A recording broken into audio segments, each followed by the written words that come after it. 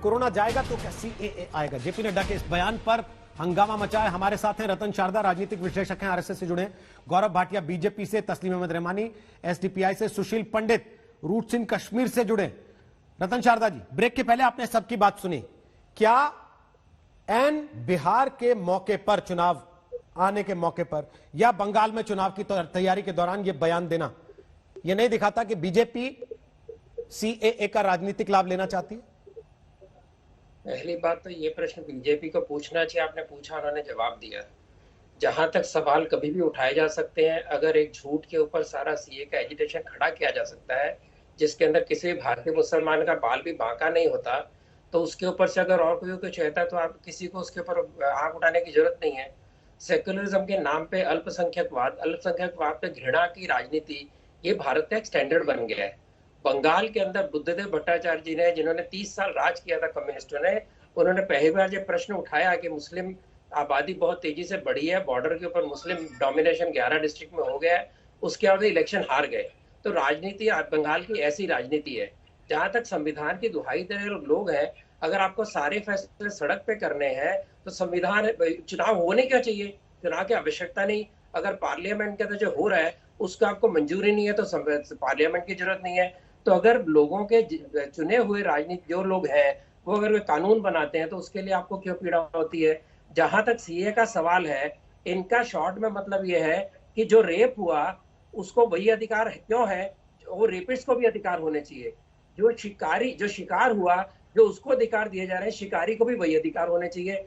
वहां पर अगर धर्म के नाम पे, मुस्लिम राष्ट्र के अंदर धर्म के नाम पर उत्पीड़न होता है, धर्म के नाम पर उनको तंग किया जाता है, वो पाकिस्तान छोड़ के जाते हैं, धर्म परिवर्तन करते हैं, या अफगानिस्तान या बांग्लादेश, तो उसके बारे में उनको शरण देने का काम भारत क्यों न करे। 1955 का लियाकत नेहरू पैक्ट था जिसके अंतर्गत ये हुआ। और जहां तक विशेषाधिकार की बातें कर रहे हैं माइनॉरिटी वाले लोग, मुझे बताइए, विशेषाधिकार जो स्पेशली माइनॉरिटी को आर्टिकल 15 से 30 तक गए हैं उनको हटा लीजिए, उनको वापस ले लीजिए। वक्फ को स्पेशल जो सपोर्ट मिला वापस ले लीजिए, और जो आरटी के अंदर अमेंडमेंट है जिसमें माइनॉरिटी इंस्टीट्यूशन को स्पेशल छूट है वो भी वापस ले लिए।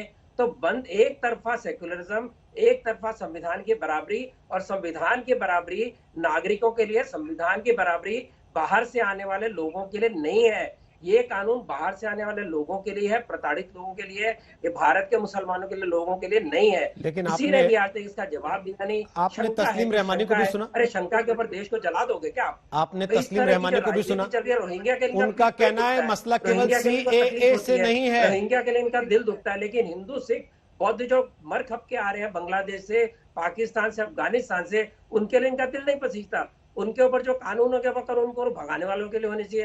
अरे भैया, जिनको भारत से अलग रहना था, धर्म के नाम पे बनाना था देश, उन्होंने पाकिस्तान बना लिया था। यहाँ जो रह रहे हैं वो यहाँ सुरक्षित है, आबाद है। वहां पर शिया सुन्नी एक दूसरे को मारते हैं, भारत में नहीं मारते। तो ये इस तरह के झूठे घृणा की राजनीति को छोड़ें आप, और जो आपको सही कल्याण करना है उसका कल्याण करें। बंगाल के अंदर 30% मुस्लिम होने के बावजूद 30 साल में बंगाल में मुस्लिम सबसे पिछड़ा हुआ है। कौन दोषी है? सरकार, कम्युनिस्ट सरकार। मुझे बताइए, केवल 18% लोग पास होते हैं एसएससी के अंदर, 54% पास होते हैं एससी एसटी के।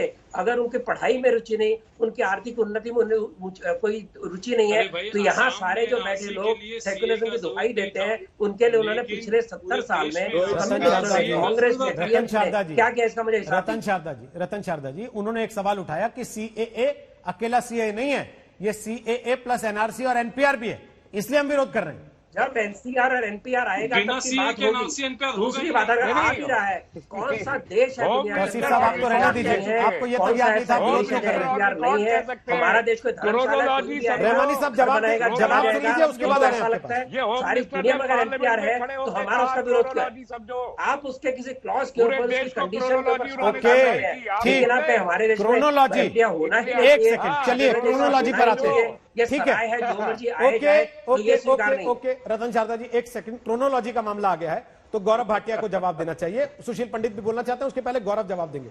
गौरव, वो कह रहे हैं कि गृह मंत्री ने तो क्रोनोलॉजी बताई थी, पहले सीए आएगा, फिर एनआरसी आएगा, फिर एनपीआर आएगा, एनपीआर फिर एनआरसी, उसको लेके उनका कहना है कि भाई उन्होंने खुद बताया था, हमने कहां जोड़ा। बोले गौरव भाटिया।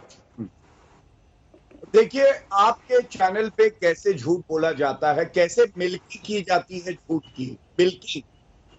ये कह रहे थे प्रोसिक्यूशन शब्द का इस्तेमाल नहीं है। मेरे हाथ में स्टेटमेंट ऑफ ऑब्जेक्शन रीजंस है, जो बिल आया था उसमें प्रोसिक्यूशन है। ये कैमरे में मैंने देखिए। कहा टेक्स्ट में दिखाइए, अभी बिल के टेक्स्ट अब में चुप ये कहा था मैंने।